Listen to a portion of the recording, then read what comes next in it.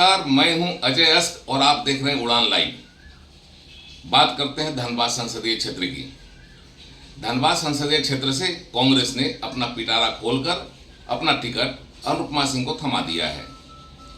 अनुपमा सिंह कांग्रेस के टिकट पर INDIA गठबंधन की उम्मीदवार होंगी।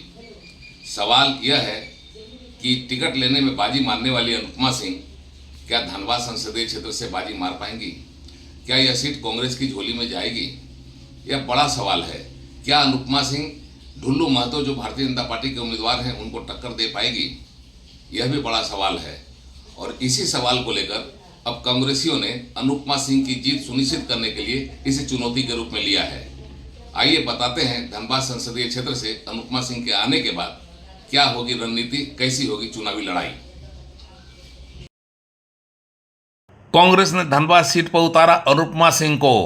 धनबाद लोकसभा क्षेत्र से चुनाव होगा दिलचस्प। मैराथन बैठक के बाद तय हुआ अनुपमा सिंह का नाम।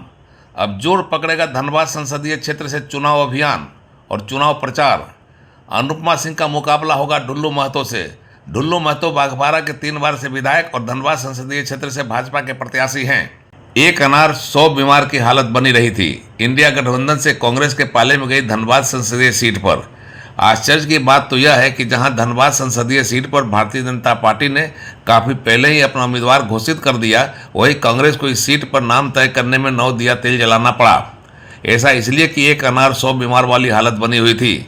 धनबाद के पूर्व सांसद चंद्रशेखर दुबे उर्फ ददई दुबे, झारखंड सरकार के पूर्व मंत्री जलेश्वर महतो, दिवंगत मंत्री और कांग्रेस के कद्दावर नेता राजेंद्र प्रसाद सिंह के पुत्र कुमार गौरव, राजेंद्र प्रसाद सिंह की पुत्र वधू और बेरमो के विधायक कुमार जयमंगल सिंह की पत्नी अनुपमा सिंह समेत कई लोग इस सीट से अपना दावा ठोक रहे थे। इस सीट पर प्रत्याशी बनाने को लेकर कांग्रेस के प्रदेश अध्यक्ष राजेश ठाकुर का नाम भी चर्चा में रहा था, पर आखिरकार जिस नाम पर मोहर लगाया गया वह नाम है अनुपमा सिंह का। कांग्रेस की मैराथन मंथन के बाद अनुपमा सिंह का नाम तय हुआ। अनुपमा सिंह ने कांग्रेस का टिकट हासिल करने में बाजी तो मार ली, पर उनके सामने अब सबसे बड़ी चुनौती धनबाद संसदीय सीट पर बाजी मारने की बन गई है। अनुपमा सिंह की वजह से कांग्रेस टिकट के कई दावेदार विदाउट टिकट हो गए हैं और चुनाव लड़ने का उनका सपना ध्वस्त हो गया है। अभी तो यह नहीं कहा जा सकता कि चुनाव लड़ने के लिए टिकट का दावा कर रहे कांग्रेसियों को बेटिकट किए जाने से उनको लगा झटका से उसका चुनाव पर क्या असर पड़ेगा, मगर एक बड़ा सवाल तो यह है ही कि अनुपमा सिंह इस सीट को कैसे निकाल पाएंगी। क्या टिकट का दावा करने वाले और फिर बेटिकट कर दिए गए दिग्गज कांग्रेसियों का इन्हें समर्थन मिलेगा, सहयोग मिलेगा? अनुभव तो यह बताता है कि टिकट नहीं मिलने से जो मायूसी हुई है, अगर वह वहीं तक सीमित रहे तो भी कांग्रेस के सेहत पर कोई असर नहीं पड़ेगा, लेकिन अगर निराश लोगों ने कोई दूसरे कदम उठा लिए तो फिर उसका चुनाव पर गहरा असर पड़ सकता है। धनबाद संसदीय क्षेत्र से अभी भारतीय जनता पार्टी ने ढुल्लू महतो को उम्मीदवार बनाया है, जो बाघमारा से 3 बार के विधायक हैं। एक और बात जो कॉमन है वह यह कि एनडीए ने जिस प्रत्याशी को टिकट दिया है ढुल्लू महतो और कांग्रेस ने जिस प्रत्याशी को टिकट दिया है अनुपमा सिंह, दोनों ही धनबाद संसदीय सीट के वोटर नहीं हैं और वह खुद अपना वोट अपने लिए नहीं कर सकते। ढुल्लू महतो बाघमारा विधानसभा क्षेत्र से हैं तथा अनुपमा सिंह बेरमो विधानसभा क्षेत्र से हैं। यह दोनों विधानसभा की सीटें धनबाद संसदीय क्षेत्र में नहीं आती हैं। अगर लोकसभा की बात करें तो बेरमो विधानसभा और बाघमारा विधानसभा गिरिडीह संसदीय क्षेत्र में आता है और गिरिडीह संसदीय क्षेत्र के दोनों उम्मीदवार इस बार धनबाद से किस्मत आजमा रहे हैं।